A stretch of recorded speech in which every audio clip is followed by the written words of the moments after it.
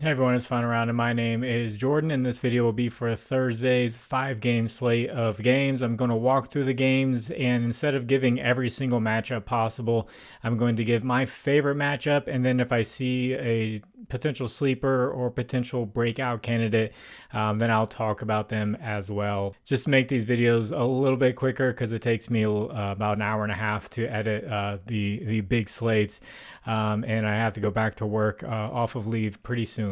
You will see images that come up on the screen right here. That's from a data app called Outlier. There will be a link in the description for a 7-day free trial for Outlier. So his first game is going to be the Wizards at the Pistons. This is a rematch of a couple of days ago. The Pistons won 123-103.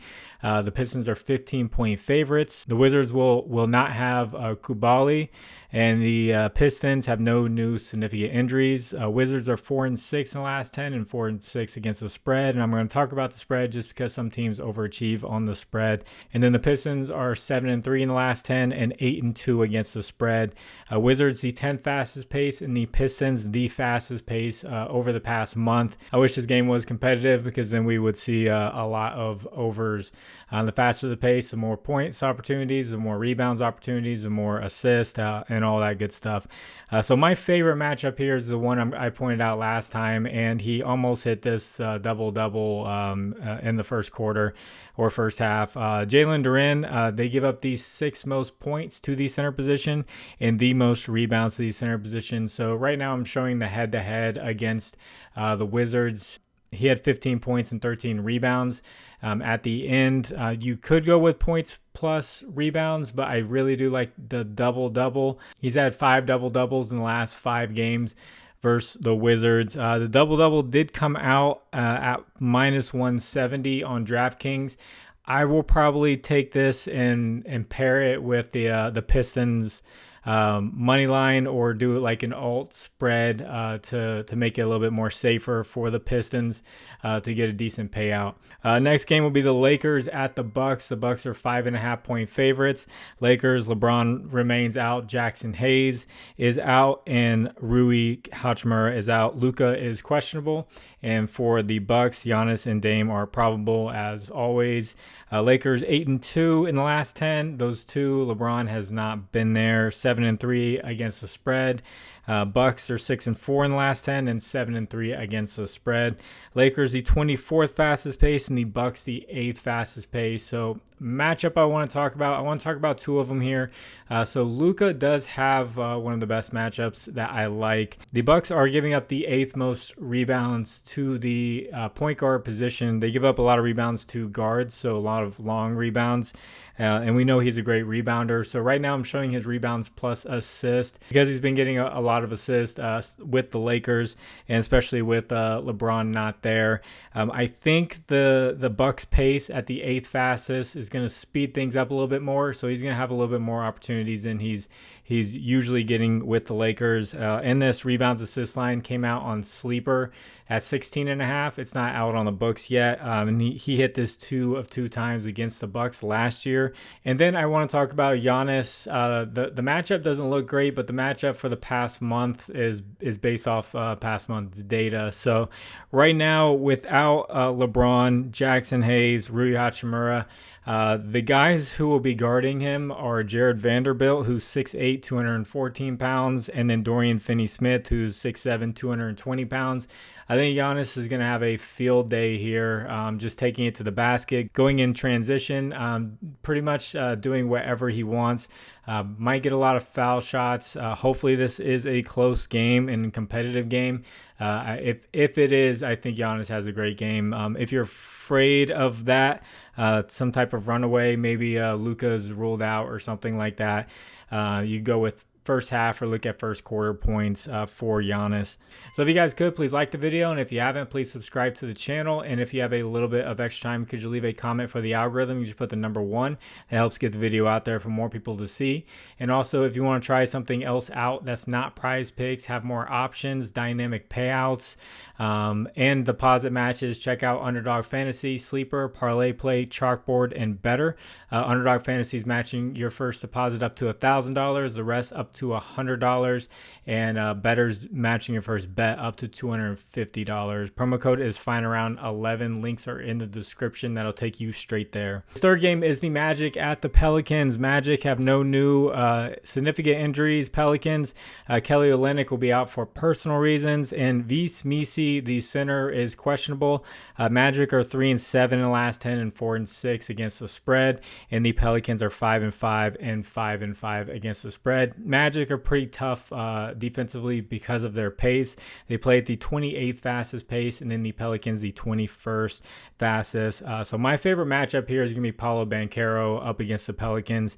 They give up the 12th most points to the power forward position. He has been more consistent than Franz Wagner as of late. His last 7 games, he's at 25, 29, 20, 41, 23, 41, and 26. So as long as we're not in the upper 20s and we're kind of in the lower 20s, I like his line up here against the Pelicans. And then a breakout candidate is Franz Wagner. The Pelicans give up the most points to the small forward position. His last 3 games, he's had 15, 18, and 18. And the last breakout candidate that I had was Jalen Green, who was not doing too well. And then he had one of the best matchups that he could have for his position, and he just dropped 29 points tonight. So potential discount on Franz Wagner lines. He's normally around 23, 24 and a half. We're looking for lower 20s if we want a discount for Franz Wagner. The next game is the Nets at the Bulls. Bulls are 3-point favorites. Nets have no new significant injuries, and the Bulls, Lonzo Ball is doubtful, and sadly Josh Giddey is out. He left the last game in a walking boot, so it could be a while. Nets are 2-8 in the last 10 and 5-5 against the spread, and the Bulls are 5-5 in the last 10 and 8-2 against the spread. But a lot of that has to do with how Josh Giddey was playing. Nets the 27th fastest pace, and the Bulls the 2nd fastest pace. So my favorite matchup here, and this is only out on Underdog right now as I'm filming, is Cam Thomas against the Bulls in this fast pace. So he's normally playing at the 4th slowest pace in the NBA, and now he comes here, he's playing against the 2nd fastest pace, so he can go up and down and take as much volume as he wants to. Underdog has him at 22.5 points. I do like that line. They're giving up the 10th most points to the shooting guard position, and you can see his minutes there kind of just raising up since he got back from injury, and he's into the 30 minutes now, and he dropped 27 against the Cavaliers, and earlier this year against the Bulls he dropped 32 against them. So I really like this line for Cam Thomas. And then this final game is the Kings at the Warriors. Warriors are 6.5-point favorites. Kings, Sabonis did practice, so he is questionable. Warriors, Jonathan Kuminga is likely back, and Podziemski is out. The Kings are 5-5 in the last 10 and 7-3 against the spread, and the Warriors are 9-1 in the last 10 and 7-3 against the spread. Kings, the 26th fastest pace. This used to be up like top 10, and ever since the De'Aaron Fox trade, they have gotten slower and slower. It's not helping their scoring. And then the Warriors, the 17th fastest. So my favorite matchup is going to be the rebounding for the bigs. If Sabonis plays, I like Sabonis. If he is declared out, I like Jonas Valanciunas. The Warriors give up the 5th most rebounds to the center position. They just don't have a lot of size. So if you'd like to discuss lines further, I have a Discord. Link is in the description. I'm going to put my plays in the pinned comment, my final ones. We are at the point now, I've mentioned it a couple times, where you absolutely have to know what the injuries are being declared.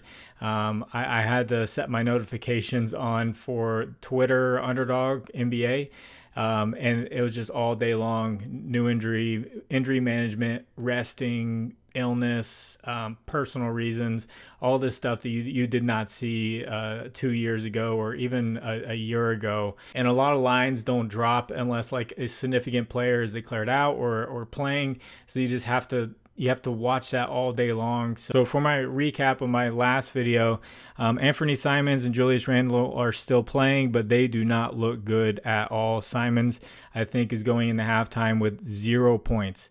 And then Julius Randle assist. It looks like he has 0 assists, even though he had 9, 9, and 10 in the last 3 games. Just completely stopped passing. Then Okongwu came up 3 points short of a double-double.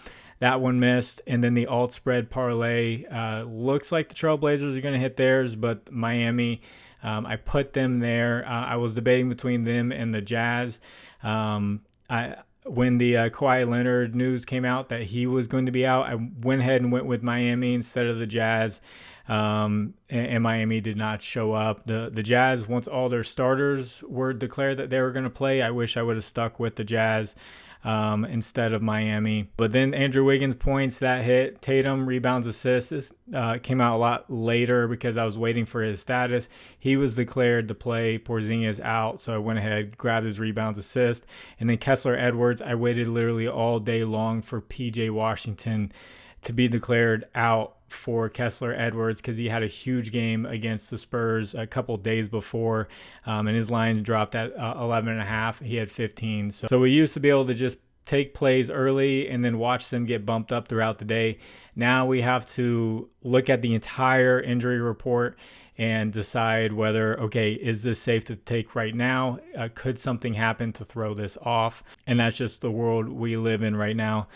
So I'm going to get this edited and get it out to you. Hopefully it doesn't take an hour and a half. God bless you all. It's fun around. My name is Jordan. I will catch you on the next one. Bye.